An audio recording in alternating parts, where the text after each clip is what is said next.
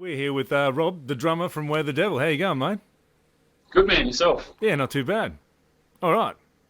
Getting there. Well, how about we'll start this right? It's got to be 5 o'clock somewhere.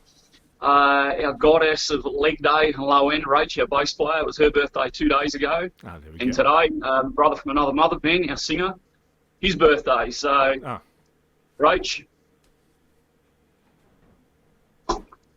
Ben, salute. unfortunately not going to see him, but Yeah, maybe that's that's it. like, In memory of what could have been. A big Yeah. night. I mean, that's killing us. I mean, yeah. So what can we do at the moment? I mean, Yeah, that's it. we just can't get together, can't see each other. At least we can send things to each other like this. But yeah, it's pretty frustrating, man. We're just ready to roll. First two gigs were booked a fortnight ago, and that was it. Yeah, it's not Yeah, good. painful. So, First world problem, yes, man. People are dealing with much worse, but yeah, we're pretty bummed. So yeah, it's not good for any band out there at the moment. no, absolutely, man. Yeah, well, another mate, guy that lives in Newcastle, he's now the current drummer for Rose Tattoo, was like a quarter of a way into a tour around Europe. Uh-huh. Yeah, come to him. Yeah, I mean, devastated, mate. at So, least he got home in time. well, he got home and then got quarantined for 14 days. I mean, I guess, yeah, at least he made it home, but I feel pretty bad for him. Like I said, middle of a goddamn European tour. Yeah, And, they were playing to huge crowds. It was obviously going really well for him. And, yeah, so, yeah, I guess it's every band at the moment, isn't it, man? It's pretty sad. But interesting side note to all that is all the new things that are popping up. How many people are streaming live performances and looking at other avenues as to how we do things. So, absolutely. Are Are you the door guys looking closed. down that avenue at the moment? We did, but I don't think it's going to be possible, man. Our first show, Friday the 3rd, we were meant to play with Take My Soul, and funny, we had the idea at the same time as them guys. They were talking about actually streaming a live gig, and we did discuss it all, but now, I mean, you can't even be in a room. So, I guess it's just not going to happen, mate. But it's funny, a few bands were jumping on that sort of thing. There's a couple of people in Newcastle started doing sessions, and then the Hamilton Station Hotel, they actually offered their venue to come in and actually record it and do it there. Yeah. So, we did investigate it, but looks like it's not going to happen, unfortunately. And I don't think stripped back to two of us playing acoustics really going to work for a rendition of our no. mate. So I guess we're just going to have to sit on it. Yeah. Yeah. What can you tell us about these other songs? You've got the 4-track EP, yeah? Well, there's two things going on there, mate. Yeah, we did have a 4-track EP, and we've actually recorded two newer songs, which is what we're going with. So we put Beast out there, I don't know, what's that, 3 or 4 weeks ago? Yeah, yeah. And we're just sort of waiting to see what happens there. Everything's a bit in limbo at the moment, mate. There's a second track called Misery. That's sort of just going through mixed stages at the moment.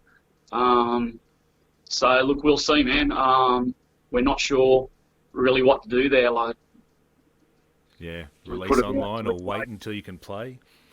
yeah, man, we had a video planned for Beast. The guy that was going to shoot the video, though, he was in the States.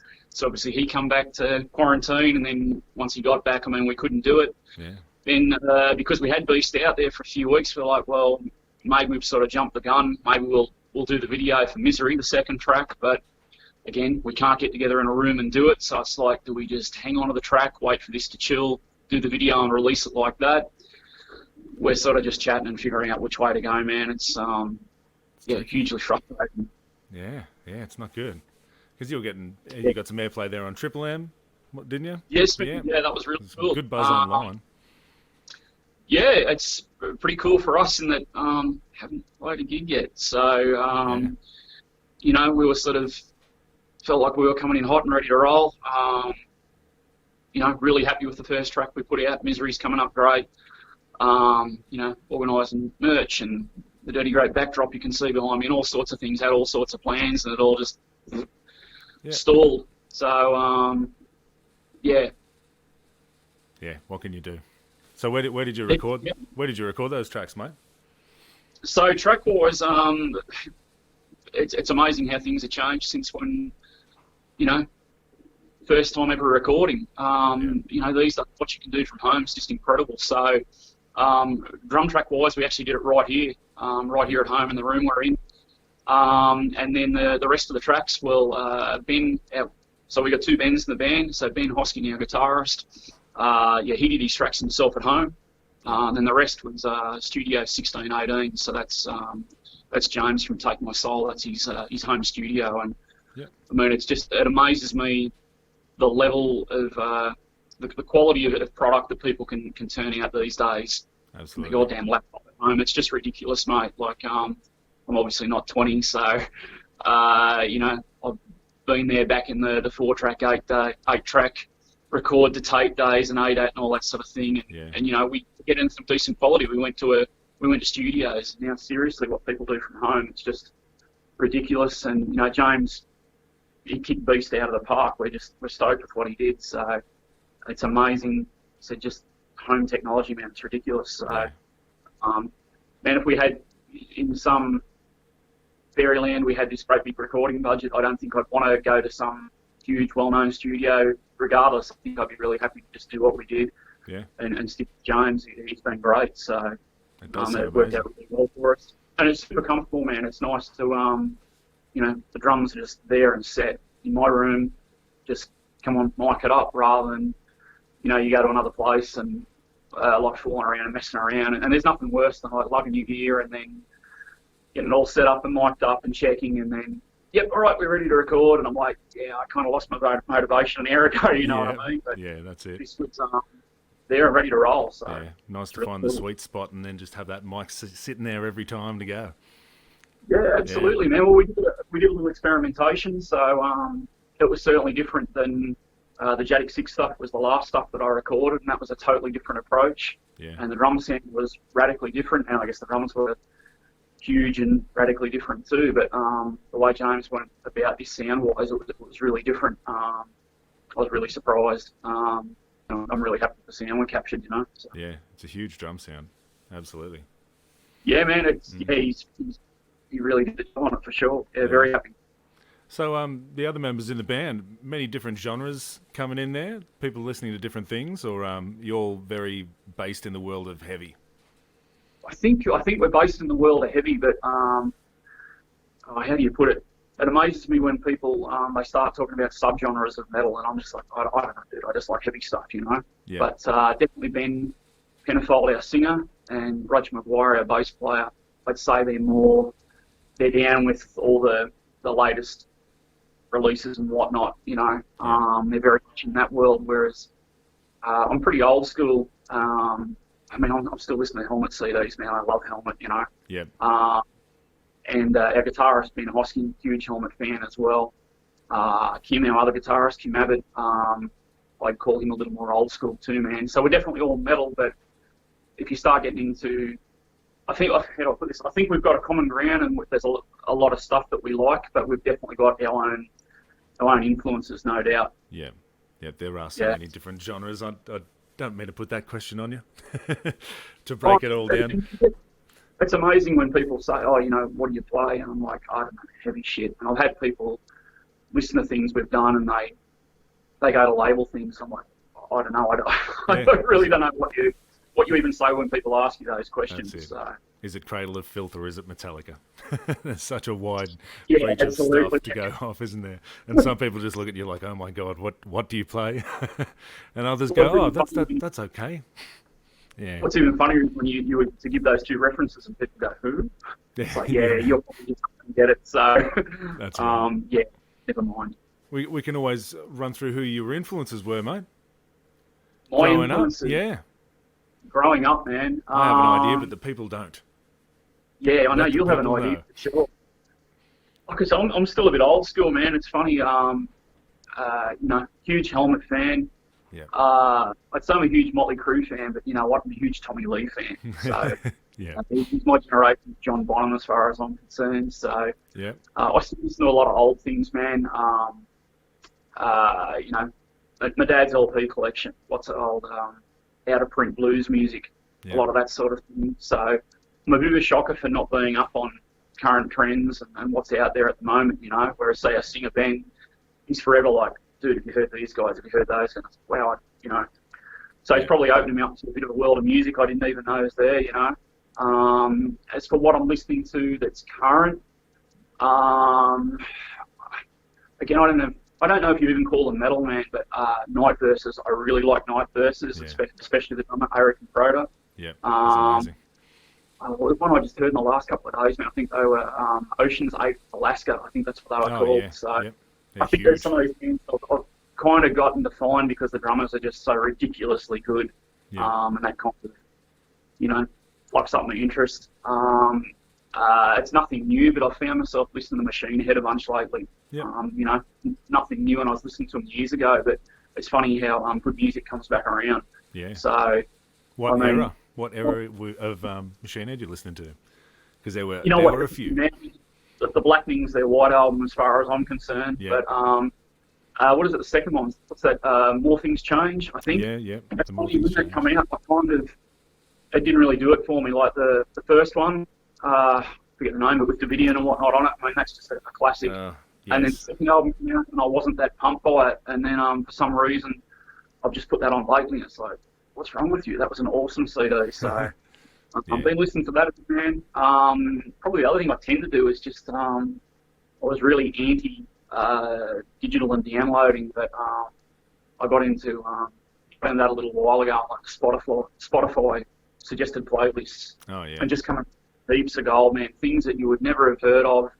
And these suggested playlists come up, and there's a whole world of really good freaking music. So definitely my friend here at the show. That's for sure. Finding tracks. It's got to be the best thing about it. Like, you go and put on a piece of music in your collection, and that finishes playing, and all of a sudden all this suggested stuff comes up, and it's, oh, hang on, what was that? And, you know, I can write them down and go back and seek them out later. So I was probably for a really long time against downloads and all that sort of thing, and, you know, people don't get paid and whatnot. And I kind of like physical product too, man. Like, I like holding. I mean, I still have a huge vinyl collection. Yep. I like vinyl, I like CDs, I like having that physical thing in my hand, reading the liner notes, who recorded it, where it was done, all that sort of thing. That said, you don't discover anything from that, but like all this suggested stuff from Spotify that comes up, man, it's just brilliant. I would never have come across it. And, there's a world of music out there that you just know about, you know? So, It's hard sometimes to go back and remember to go through all of them. You end up following so many different things and going, I'm going to go back to that, and there's just so much to take in. I find sometimes it's like, I wish I could go back and spend a few hours just going through bands that I thought about going back and listening to. I wonder how much actually gets lost and how much gets picked up along the way. Well, for me, man, what I do, if I'm at work or something like that, and I've got a playlist running, I'm sort of busy working away, mate. If a track comes up and I like it, just quickly pull my phone out and I screenshot it. Yeah. And then I'll have all the screenshots later on. I'm just chilling out at home. I'll go back and I'll start looking all those bands up. And, yeah. You know, find out about them, look up their catalogue, and man, I found some absolute gems like that. Terrible, you're asking me what I'm into, and I probably couldn't name some of that was off the head. That was him, man. Very early on in the piece. I think it was just a name he was using on like a SoundCloud account or something like that, just for the demo things. This, you know, obviously before we all met. Yeah. He was just putting them under that name, and when we got together and you eventually get to that, all right, well, this is working out, we better come up with a name, and Ben suggested it, and it seemed to work pretty well, mate. It's a funny one too, because you say it to people, and people keep taking it as we are the devil. Yeah. And it's not we're the devil. So, yeah. It's kind of funny. It worked, man. We liked it. So I don't know about you. I think trying to come up with band names is like the worst goddamn thing in the world. So I'm actually pretty happy with this one. So yeah, good. Thanks to Ben for that one. I guess we're pretty happy with it. We didn't go through a whole damn list. He just said it one day, and we go, "Yep, that'll work." Done. Beautiful. That's out of the way. And how did you guys get together? So, man, it's actually been a fairly long journey, really. I mean, we've actually been at this for probably just over a year. Yep. So, online, I guess, Ben, he happened to put up a thing just looking for people. A friend of mine, Leif Tisdall, he had a really cool bass player friend of mine. He happened to just spot it and he tagged me, and I got in contact with Ben. we got together and jammed some material that he had at the same time, or maybe just a bit before. Rachel and Kim, they were just trying to put something together too. They sort of had a few demo things worked out and whatnot, and Ben had spoken to them as well. Just so happened they needed a drummer.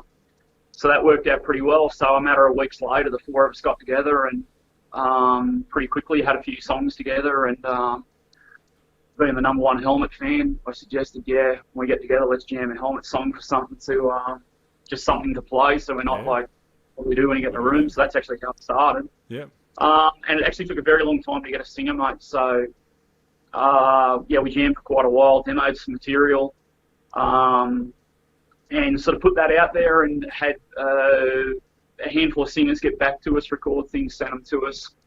There was some really cool singers, but just not the right one for us. Yeah. And eventually what happened is one of Rachel's former bands are called Undermine, and the singer in that band was our current singer, Ben. She happened to mention him, and so cool, we could actually listen to him. We listened to a couple of Undermine CDs. Yeah. And, got together and had a couple of jams, and it's, all downhill from there, mate. So it's taken a long time, and it certainly took us a long time to find the right singer, but it's working really well. You know, we all get along well. There's some common ground and stuff, man. So, it's really cool. Yeah, once again, technology. Interesting to me, man. I didn't know any of them, so that's the first time that's happened in years. Bands always seem to be, you look to get something together, and there's a guy that you've played with before, and then there's a couple of other guys that play together, and you all seem to sort of know each other, and it's kind of inbred. Yeah. Whereas with these guys, I'd never heard of them, never met. So it's kind of cool to jam and meet new people too, you know. I had a lot of years of what seemed to be the same handful-ish of people, you know. So that makes it pretty fresh and interesting for me too, Yeah, nice fresh ideas come from that, for sure. Yeah, for sure. Well, as I said before, man, you know, he's turned me on to a whole bunch of music I hadn't heard of before. So it's got that going for it too, whereas when it's sort of old school and it's, you know, like think of when we left high school, man, and your first bands were with guys you knew in school and stuff like that, which obviously was a long time ago, but you kind of all know each other and what you're into, and there's not really anything new, but when you meet new people and it gels, and so now you're drawing from different influences, you know what I mean? Like, it's all new. You don't really know what to expect from each other. You kind of learn along the way, like, oh, wow, I didn't know you could play like that, or you could sing like that, or you could drum like that. Yeah. It's all a feeling out process, and that makes it pretty interesting and makes the songs a bit of a discovery too, I think. As I said, because you're still learning about each other, So interesting to see how it all takes shape. Yeah, it's like the first day at school. Yeah, something like that.